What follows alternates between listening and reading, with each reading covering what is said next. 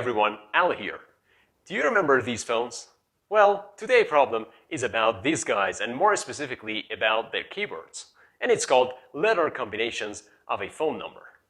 It also has been asked by a lot of companies like Amazon, Microsoft, Apple, Oracle, Tesla, Google, eBay, and others. Now, let's solve the problem together. The question says, given a string containing digits from 2 to 9 inclusive, return all possible letter combinations that the number could represent. So we are looking for letter combinations. And it says return the answer in any order. So the order is not important. And a mapping of digit to letters, just like on the telephone buttons, is given below. Note that 1 does not map to any letters. So as you may remember, this is the keyboard of the old phones. It actually remembers me the Nokia phones. And on each keyboard, we have 3 letters. So each digit maps to 3 letters. And we have to find out all possible letter combinations with these characters. And the order is also not important for us. So let's take a look at the given examples. For example, in the first example, the input digits are 2 and 3. So we have to find all possible letter combinations. So A and D. So we start from here. We have A, B, C on 2 and D, E, F on 3. So we have A, D, A, E, AF, BE, BF, CD, CE, and CF. And it's really simple. You can make them when you look at them. In the second example, the given input is null, so the output is also null. And in the third example, we just got keyboard 2, so we can have A, B, and C. Also, we have 2 constraints. The length of the digits could be from 0 to 4. And digits I is a digit in the range of 2 to 9. So in other words, we can use the keyboards from 2 to 9, not 1 and not 0. So now let's look at the suitable algorithm to solve this problem with. The algorithm that I want to explain is based on backtracking. Let me explain that using this example. So consider that the digits that we have are 2, 3, and 4. We need 2 variables, index and the path. So index is the number that we want to iterate through this list of digits, and path is the list of letter combinations that we find. Okay, so initially index is 0, and we are here. So we look at 2, and as you remember on the keyboard photo, 2 has letters A, B, C, and 3 has D, E, F, and 4 has G, H, and I. So initially we are here, and the first letter that we have is A. Then we increase index by 1, and we go to 3. So index is 1 now. And the first letter that we have is D. And then again, we increase the index by 1. So index is 2. And the first letter that we have is G. And when, again, we want to increase the index, so we go to 3, we don't have anything else. So this is the last number that we have. So the first combination of the letters is built now. So it is A, D, G.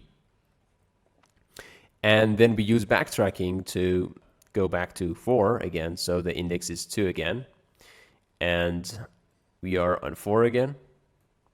We are here. The second letter that we have is H. So the next combination that we have is A, D, and H. And then we look for the next character on 4, which is I. So the next combination is ADI. And as the letters on 4 has been finished, so we backtrack to key 3, to the 3 keyboard. So the index is 1, and we look for the next letter that we have, so it's E. And then again, we increment the index by 1. So index is 2 again. And the first letter of 4 is G. So then we have A, E, G. And we do the same work that we did for AD, for AE. So then we have AEG, AEH, AEI. And again, we backtrack to 3 and write all the combinations with F. And again, we backtrack to 2 as the letter is finished. And we start letter combinations with B, and we do the same until we find all the combinations that are possible. And the answer would be this. So we have 27 possible combinations that you can see here. And now that we understood the algorithm, let's jump into the code section and see how should we write the suitable code for this algorithm. Initially, I declared a list of a string called combinations, which is the answer that we are looking for. And then I declared a map of characters to strings, which is called letters. And this is the map of each keyboard to its letters, for example, 2 to A, B, C, 3 to D, F, and so on. And I also declared a string called phone digits, which is the input digits that we are given to find the all letter combinations of that. And here I have a function called letter combinations, and it returns a list of strings, and it takes digits, which is a string, as an input. So first of all, I checked if the length of the digits is 0, so it means the input is empty, so the output is also empty, and we return the empty combinations. Then if not, I assign digits to phone digits on my local variable. And then I called backtrack function with index 0 and the string builder. So as you can see, the second parameter of the backtrack function is the path. And I used a string builder because a string builder is much more efficient than the normal string. And it can be used for problems that are string intensive. I mean, we have to save a lot of strings in the memory, so it helps in the space complexity. And then I returned the combinations after we found all the combinations that are possible with the given digits. We return the combinations. Now let's see how backtrack function works. So the inputs are the index, the current index, and the path, which is a string builder. And it's a void function, so it doesn't return anything. And initially, I checked if the length of the path is equal to length of the phone digits. So for example, the phone digits that we have is 2, 3, 4, and its length is 3. So if the path length is also 3, it means that we have found a valid letter combinations that its length is equal to the number of digits that we have. Then I declared a string called possible letters. And with this one, I wanted to have the possible letters for each number on the keyboard. For example, for 2, I wanted to have A, B, C, 3, D, F, and so on.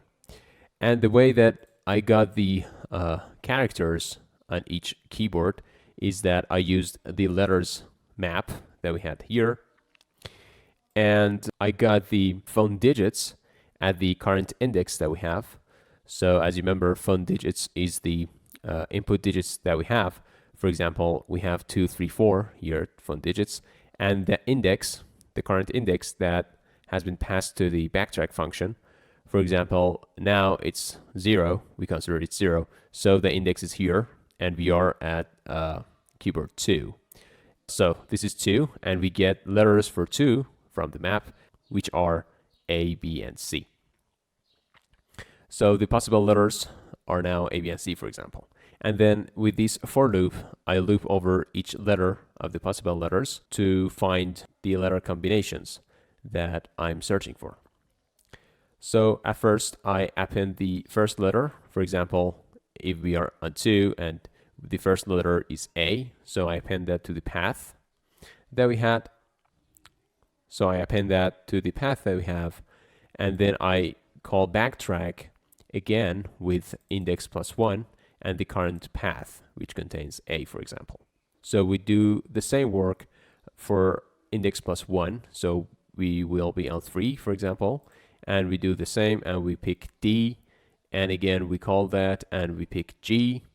So the first letter combinations, which is ADG, has been built, and we reach to this condition that the path length is equal to the phone digits length. So we add the current path, which is, for example, ADG, to combinations, and then return.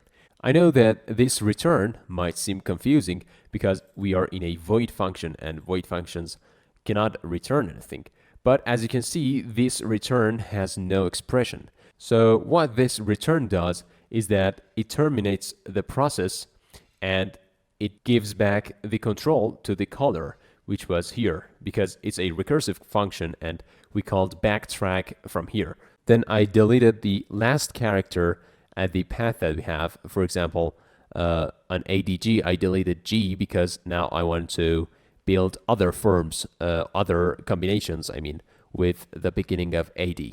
So for example, I want to build ADH and ADI, and we also do the same for other characters. For example, when we finished all the combinations with AD, we delete D and add E instead, and then F, and so on. And then when we finished combinations with A, we also delete that to replace B instead.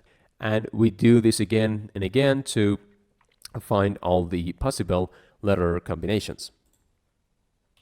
Now let's submit the code in LeetCode.com and see how our code is doing.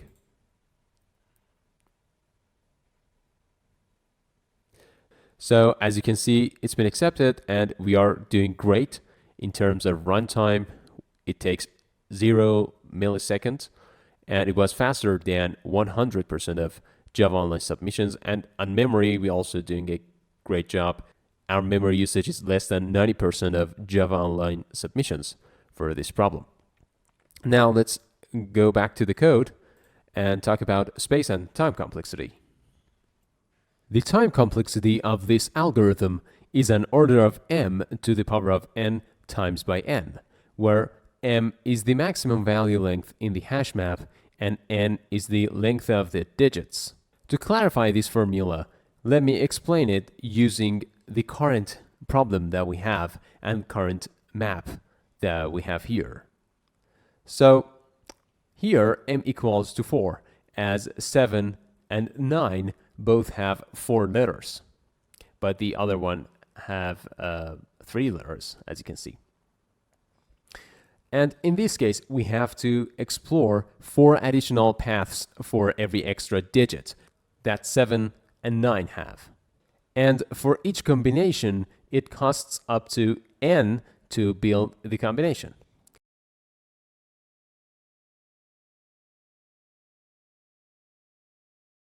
So accordingly, the specific time complexity for this problem is 4 to the power of n times by n.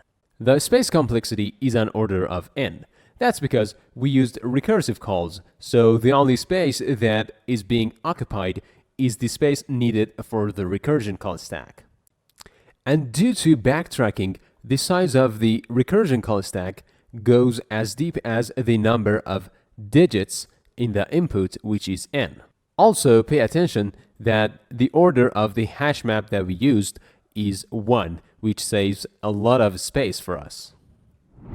As always, thanks for watching. Also, don't forget to subscribe and share it with your friends. See you next time.